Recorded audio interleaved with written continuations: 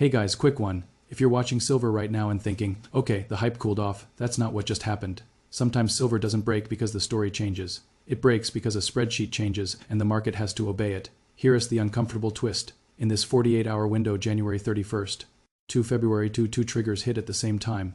One was political and it pushed the dollar up. The other was mechanical and it pushed leverage out. And when those two line up, the chart stops acting like a chart and starts acting like a trapdoor. A lot of people are already arguing about villains, big money, coordinated selling. They're smashing it to buy cheap. I'm not saying markets are innocent, just saying the truth is usually less cinematic and more brutal. One quick disclaimer, markets are messy, and a move this violent usually has more than one cause, even when the mechanism looks simple. So let's walk through what you probably saw without even noticing you saw it. Silver starts sliding, then headlines start stacking like dominoes.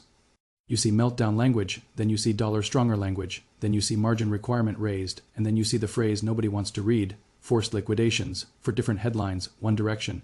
And when the headlines converge like that, it's not news anymore, it's a system switching modes. Try to think about this. If a market can be pushed into a new mode without changing the underlying metal at all, what are you actually trading, silver or the rules around silver? Because the metal didn't suddenly become less useful on Sunday night. What changed was the cost of staying in the position. That's the part people miss, and that's why they get blindsided twice. First by the drop, then by the reason. Now zoom in on the first trigger, the political one. A Fed chair nomination isn't a rate hike, it isn't a policy statement, it's not even a vote. But markets don't wait for votes. Markets price the shadow of a future decision before the decision exists. So when traders interpret a nomination as more hawkish or less dovish, the dollar can pop and yields can move, and suddenly anything priced in dollars loses oxygen. And that's where silver is uniquely vulnerable. Gold is a story people tell themselves about safety. Silver is that story, plus factories, plus supply chains, plus industrial demand, plus what if growth slows. Two personalities in one metal. When the dollar firms up, silver doesn't just feel the pressure of currency, silver also feels the pressure of risk off. It's the same punch thrown with two fists, but the second trigger is the one that turns a bruise into a blackout, margin. Not the flashy part of the market, not the part people brag about. Margin is the part that decides who gets to stay in the room. Margin is the entrance fee, and the bouncer doesn't care if you were right about the trend. Here's the clean definition, and I promise it matters. Margin is the money you must post to hold a futures position. If margin goes up, you either add cash or reduce the position. There's no third option. You can be perfectly correct on direction and still get thrown out for not having enough collateral to survive the ride. Try to think about this. The exchange doesn't have to tell you to sell. It just makes holding more expensive, and the selling appears by itself. That's why conspiracy theories spread so fast, because from the outside it looks intentional. But from inside the plumbing, it's just risk control doing what risk control does, demanding more skin in the game when volatility rises. Let me give you an image that sticks. A margin hike is like tightening a seatbelt while the car is already swerving. It absolutely makes the system safer. It also guarantees that the people standing up in the back of the car go flying first. And in a market that's been running hot, there are always people standing up in the back of the car. Here's the part that makes it feel like a plan, even when it isn't. The moment margin rises, leveraged traders scramble for cash. They sell what they can, not what they want. Some close silver positions, some dump other assets too. Raise collateral. That selling pressure pushes prices lower, which increases stress, which creates more margin calls, which forces more selling. The system doesn't just react to fear, it manufactures fear through math. If you trade leveraged products, treat margin like weather, assume it can change overnight, size smaller, keep cash buffers, and read the exchange notices before you wake up to a forced exit, and notice how cold that sounds. Because it is cold. The market isn't angry at you. The market isn't impressed by your thesis either. The market is a machine that charges rent for volatility, and when volatility spikes, the rent goes up.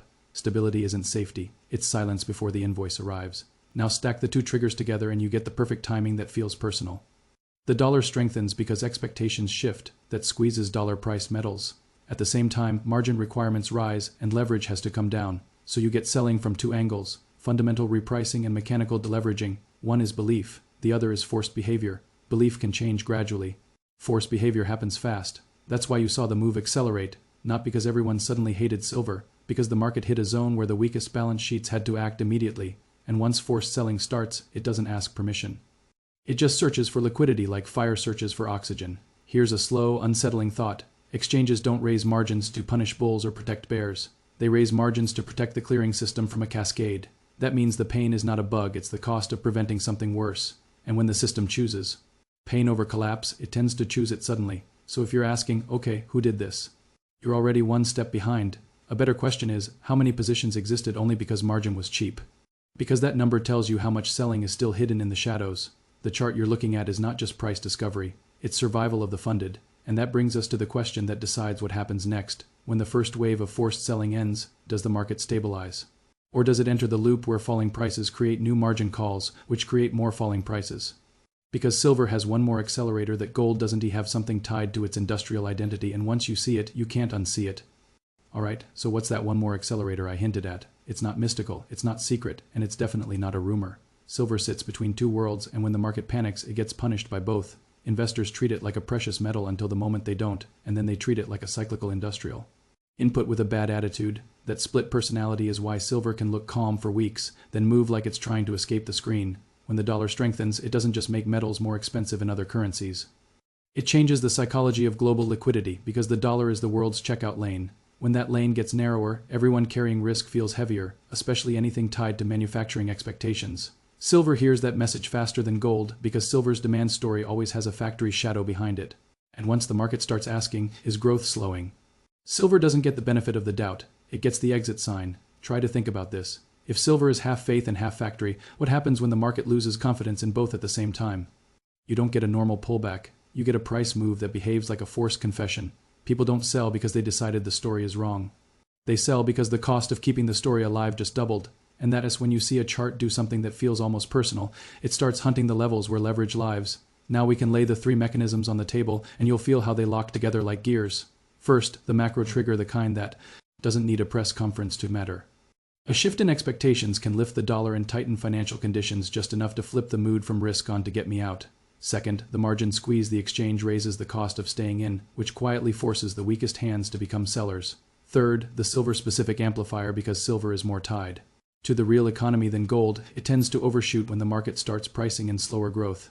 One mechanism can bruise you, two can drop you, three can turn the market into a self-feeding machine, and this is the part nobody likes to admit out loud. The most violent selling often has nothing to do with being bearish on silver. It's selling that happens because someone somewhere needs cash today, not conviction tomorrow. A margin call doesn't ask if you're right, it asks if you're funded. So the selling starts with the most levered players, then it spreads outward to anyone who gets caught near them. Here is a micro detail that matters more than people think. Margin changes don't just hit speculators, they hit everyone who uses futures for exposure. That includes traders who aren't gambling in the way people imagine.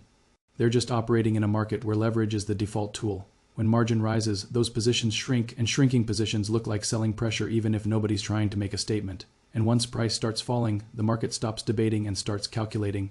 Numbers don't argue, they enforce. Okay, hold on, let's slow down for a moment.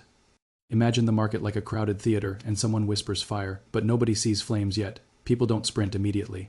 They stand, they look, they hesitate, they grab their coat, and then the exits get narrower, and suddenly the same people who were calm a second ago are pushing. That's what margin does in a volatile tape. It narrows the exits first, and the panic arrives second. Now we speed back up, because the market certainly does. Margin goes up, leverage comes down, price drops. The drop triggers more margin calls. The next wave sells faster, not because they're more convinced, but because they're more trapped. And then the market hits what I call the point of no return, where the selling isn't responding to information anymore, it's responding to itself.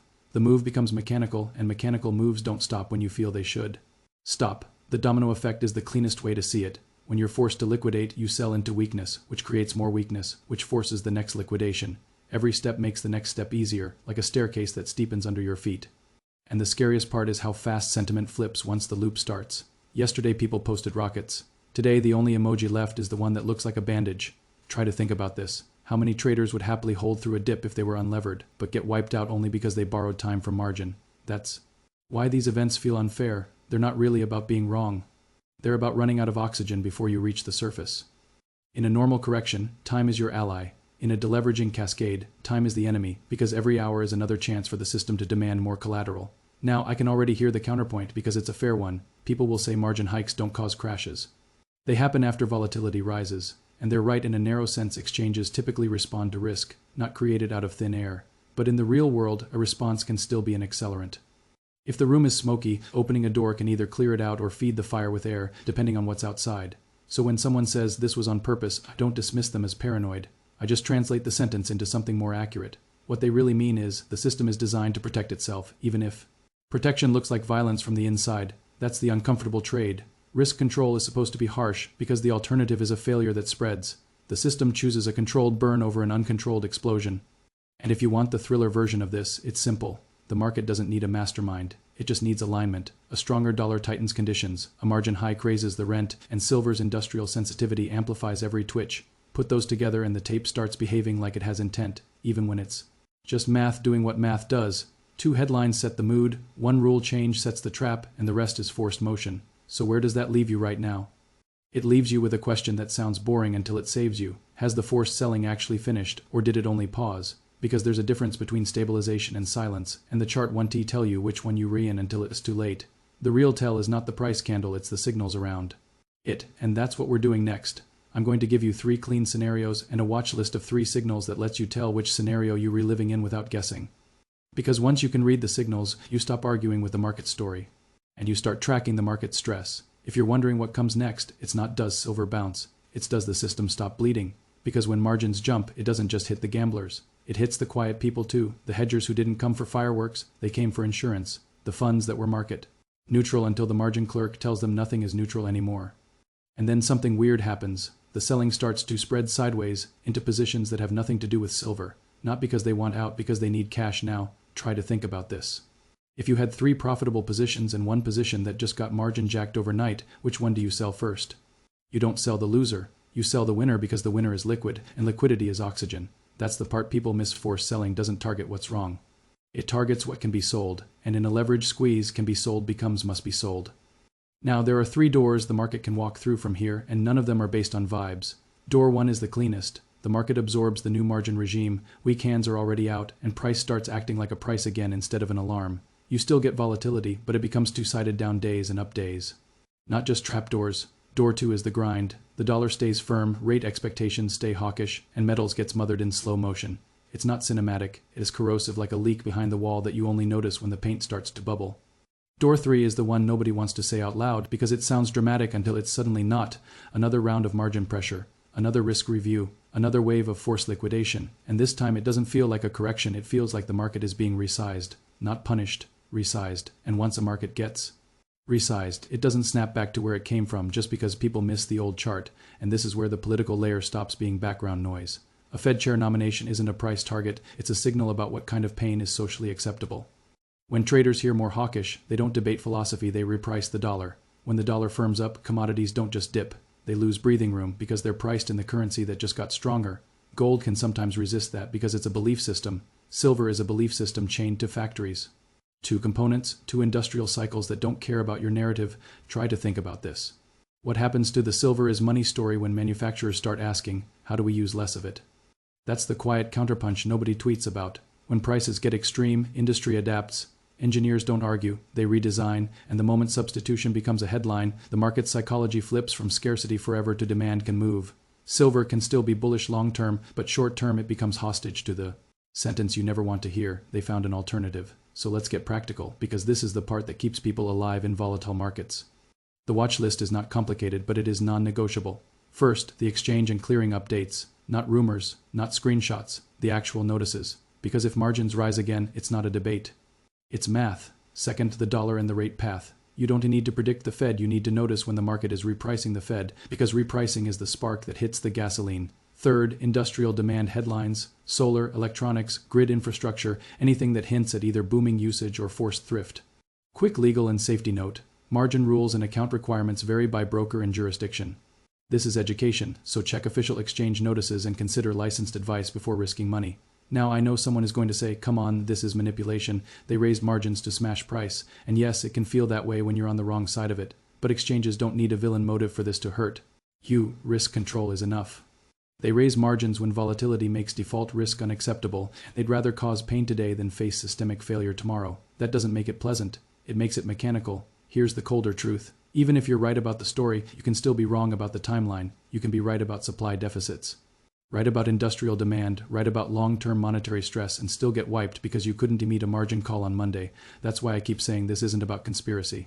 It's about the system protecting itself, and the system doesn't care who you are. It doesn't hate you. It doesn't know you. It just recalculates. And this is the wider implication most people won't connect until the next crisis hits. When leverage gets squeezed in a flagship market, it changes behavior everywhere. Risk managers tighten.